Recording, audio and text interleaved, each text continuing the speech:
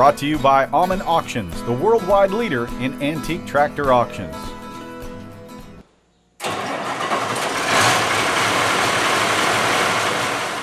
As you can imagine, the first thing everyone notices about Gerald Morgan's 1966 Oliver 1850 is the collar. The high school girls love it, the women love it, and the guys, they can't decide if they like it or not. You know, they got to kind of look at it a while, and they're really not sure. This wasn't something Gerald painted for fun.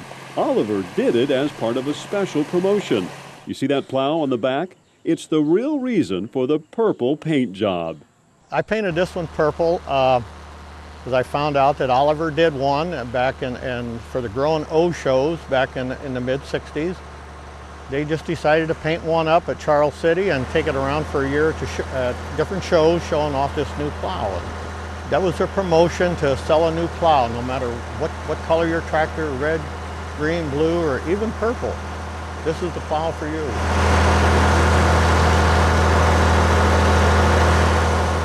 They didn't intend to sell any purple tractors. They just wanted one that would stand out, be totally different, kind of a eye-catcher at the shows to show off the new plow. Years ago, Gerald came across an advertisement for the purple Oliver and decided it would be a cool piece to try to add to his collection. Unfortunately, there was no way to track down that specific tractor. At the end of the year, they took it back to Charles City, sandblasted, painted green, and sold it. I located a gentleman that worked at Oliver at the time, and this was his project. And when I was talking to him, I asked him, I said, well, what's the serial number for that tractor? Can we find that tractor? And he told me that they did not keep the serial numbers. That wasn't important back in those days. And so nobody knows what the serial number of that tractor was. So I just located a tractor that fit the description, the right year, the right model, the right setup, and painted it the purple, similar to what he did. They didn't keep a lot of good records on this tractor. A little bit of literature, I found a colored picture. I heard several different colors of purple, but I could not really locate them, so I just basically went off the picture that I had of the original literature and tried to get it as close as possible.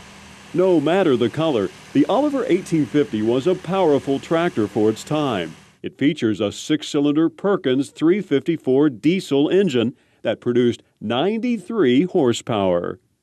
At the time, Oliver, I guess, didn't figure they had a big enough diesel engine to do what they wanted to do.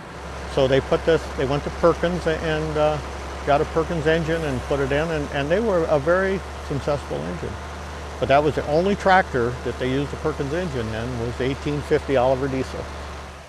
But for an all-around farm tractor, this 1850 Oliver was an excellent tractor.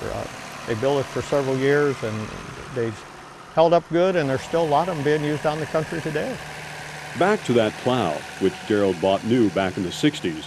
Oliver's more speed, less draft plow bottoms demonstrated that furrows can be beautiful, even when plowed at 6 to 7 miles an hour.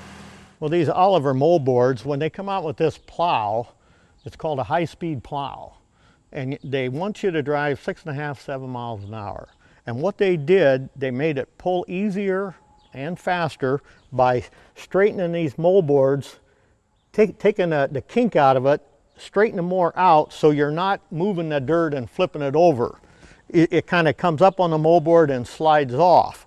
It kind of got the jump on the International and the John Deere guys, because they didn't have that, and they had to plow about 5 miles an hour. And if you could plow 7, you could get over a lot more acres in a day's time than if you was going 5 miles an hour. Gerald's wife Joan supports his classic tractor fever, and the two of them are always on the lookout for unique or interesting items. Gerald already has a shed full of classics, so it's tough to decide what to add to his already impressive collection. Usually you decide about how much room you got left in the shed, and my shed's getting pretty full, so I got to be very selective on what I buy. I have 14 Olivers, and those are all just my toys. So and then I also collect some other stuff too. I got a couple John Deeres. I got a British Leyland that I've restored, but Oliver's kind of my main line now. I got 14 Olivers, so that must make me having a fever.